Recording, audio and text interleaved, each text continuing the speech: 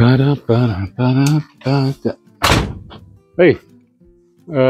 hvad laver I her? Hvordan fanden er I kommet herind? Nå, jamen velkommen til.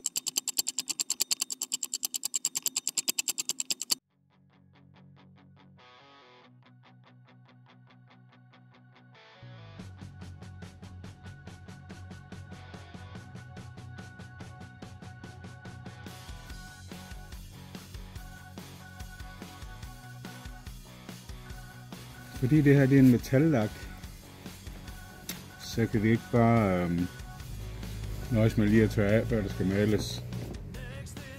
Jeg er simpelthen nødt til at ridse en klar lak af, for ellers er der ikke noget, der vil binde. Gør med sådan en roterende stålbørste. Og så har vi noget cellulosefortynder, universal fortynder til autolak. Og så er det simpelthen et spørgsmål om at have to klude. En der er vædet med tynder. En der ikke er noget på. Og så er det tør af. Og så lige efter tør med den der. Det fjerner de sidste rester af silikonefugen. Men du skal ikke lade det blive for længe, fordi så begynder det at tage lakken også. Så. Lige en hurtig kørsel, og så en wipe down.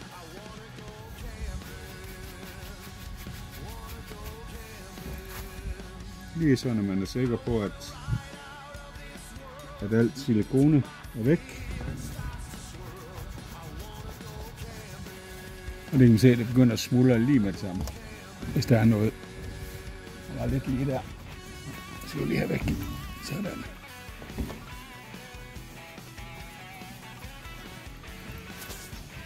Men igen, ikke nok for meget. Vi skulle nødt til smag af, hvad hedder det, ødelægge den originale lak alt for meget. Låg på igen. Jeg vil heller ikke spille af den ud over tagfladen. Ikke spørg mig, hvorfor jeg ved det. Når man så mig har været vant til at lave bil et stykke tid, så kører man sin autolak ved en autogrossist. Det her det er nogle prefill versioner af spraydåser. Den er selvfølgelig lavet til bilen her. Det der er med prefill, det betyder, at der sådan set er puttet fortynder og basislakkerne og hærder og alt sådan noget i. Og grossisten han blander så farven og putter oveni og putter tryk i. Det betyder, at du får en meget bedre maling, autolak til din bil. Du får en meget bedre fyldning på dit lak, og du giver den lige noget klar lak ovenpå bagefter. Nu er jeg jo kun interesseret i de områder her, og det er et tag, og det blæser, og det er koldt, så resultatet det bliver derefter. Men det er bedre end ingen lak. Og så lige en test. Ja.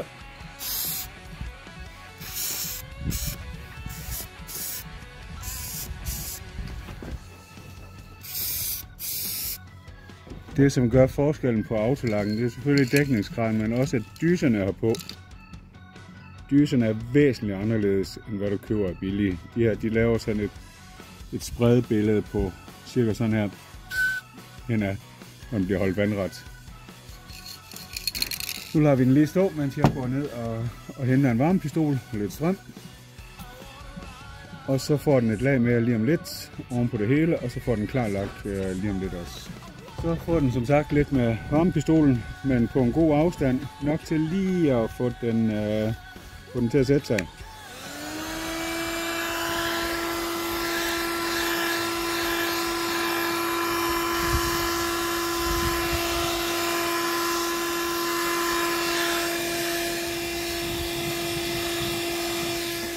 I det her vejr, som jeg siger, så vil jeg lige vise jer en smart ting. Fordi ligesom jeg gjorde med taglugen derhen, med bånd og alt sådan noget, så har jeg selvfølgelig varmet tingene op til stuetemperatur først. Så har jeg en arbejdsjakke med en rigtig fed detalje. her ved siden af. Der er en meget stor lomme. Og derinde, der kan man lige gennem den her sag. Så holder vi den der nogenlunde på nogle 30 grader. Nå, hvor skal vi hen nu? Vi skal videre. Kan man overhovedet se de der? Ja. Vi prøver. Jeg har selvfølgelig rustet den grundigt, inden jeg kom herop.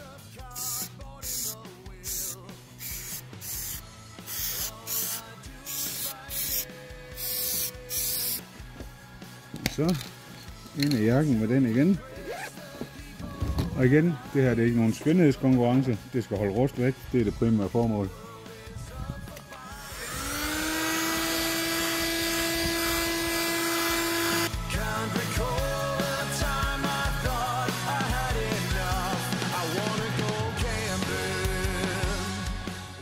Når den så lige har stået lidt, så begynder lakken at blive mat. Og fordi den lige får lidt varme, så den støvtør.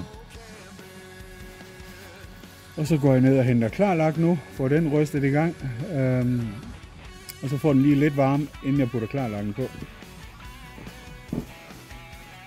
Den største enkeltstående ting til at taget på den her bil ikke er fuldstændig rustet væk, ligesom på mange andre, det er, at det er en metallak. Metallakken er tykkere og hårdere, plus den har et lag klar lak. Mange af dem, man ser ellers i den årgang her, der er taget fuldstændig hvidt og rusten.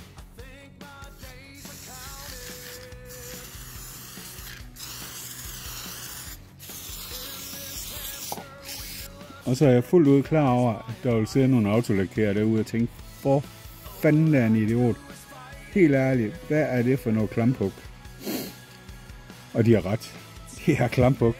Sådan er det bare. Stod inde i en sprøjtekabine. Ja. Yeah. Og var bilen 100.000 mere værd? Ja. Yeah. Så er det sgu nok blevet malet ordentligt.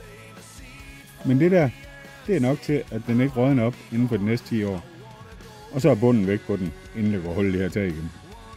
Nu skal jeg så have fundet, det her det skal lige have noget varme og tørre. Og så skal jeg have fundet en ny tube Sika.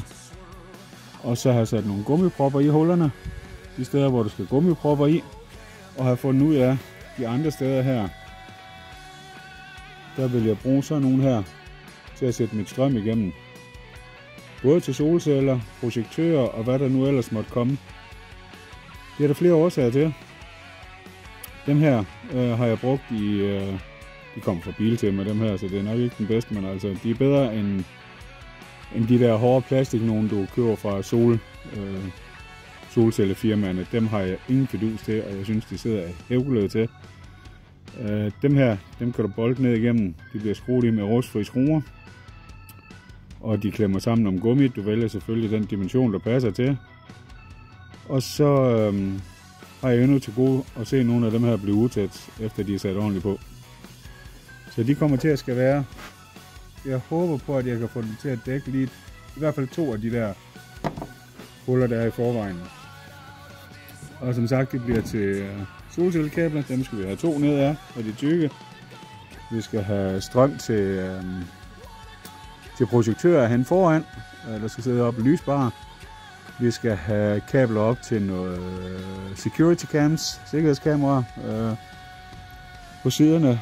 Og grunden til at gøre det nu, jeg sætter noget i, sådan, jeg skal nok vise jer, hvordan jeg gør sådan, at de er bare blevet sat i, og så kan man bruge dem senere. Det er simpelthen for at kunne komme til, når nu jeg sætter den store tagbagage jeg bærer på, og når jeg laver indretningen indvendigt, så er det simpelthen ikke til at komme til bagefter og bruge ned igennem.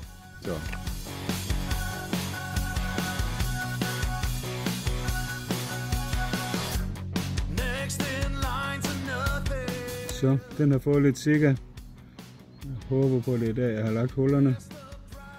Den her ring, det er den, der skal være ned imod. Den får også lige. Bare lige for at fylde ud imellem de huller der, så der ikke løber noget vand ind. Jeg ved, det gør gummit nede under os, men sådan.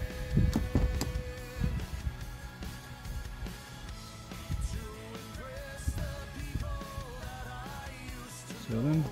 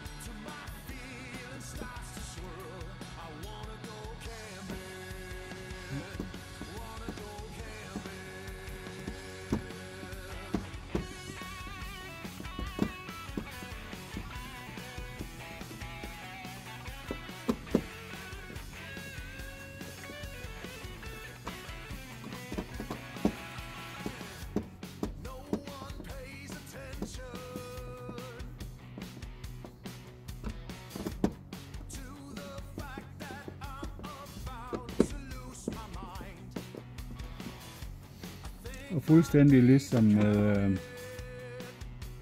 med taglugen, så kan jeg nu se, at der kommer sikker ud hele vejen rundt.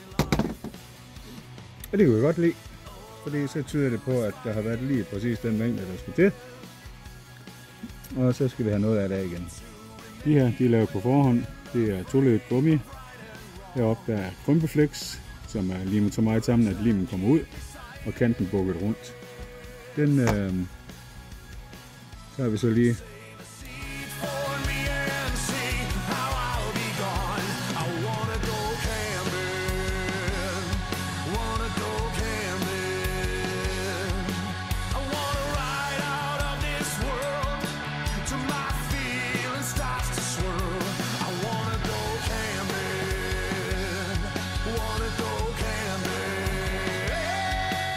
de andre huller her. Vi vil lige prøve at tage en af dem. De små huller her.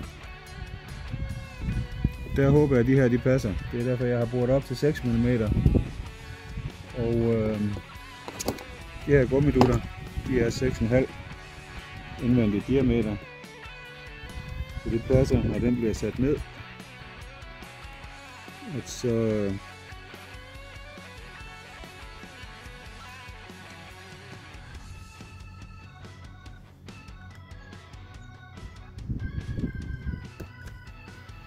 så kommer den til at sidde i spænd, og så får den samtidig lige sikker. Jeg er sikker på, at det hele det er nede, for ellers så kan den godt blive utæt. Sådan. Skal ligge helt fladt med.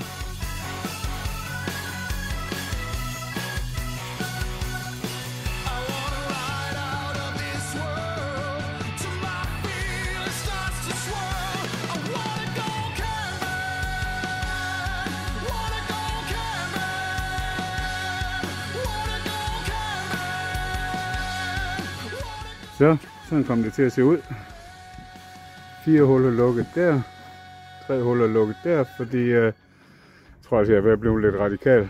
Da jeg først havde sat de der 3 i, så tænkte jeg, hov, de der 2 gummipropper, jeg har sat i, der kan du også lige sætte nogen i. Og så fik den lige den sidste med. Så